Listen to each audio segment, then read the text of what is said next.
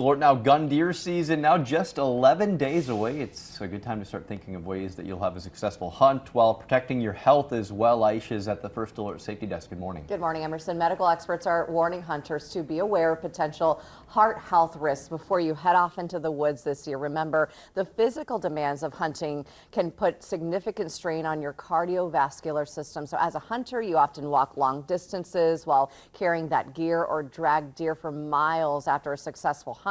Doctors say people with heart and lung conditions face a much higher risk of heart attack during hunting activities. You may not be prepared to physically take on the extra stress and demand on your body.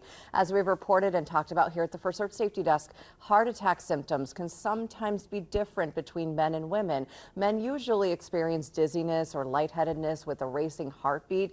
Women may feel jaw or back pain and nausea. So what experts recommend is you take some time to calm down, do some breathing after a successful hunt, get that heart rate down. Some other good reminders from Wisconsin DNR this morning. Make sure you practice tree stand safety. Always wear a full body harness, also known as a fall arrest system.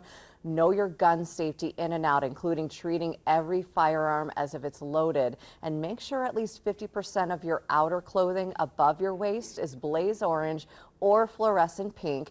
Back to your physical health. Doctors say to not ignore any signs or symptoms that you might be having. A way to reduce your risk is by exercising 5 days a week for at least 30 minutes, eating a heart-healthy, low-sodium diet, and definitely staying hydrated. It's also recommended you get plenty of sleep the night before you go out for that big hunt. Speaking of which, Steve,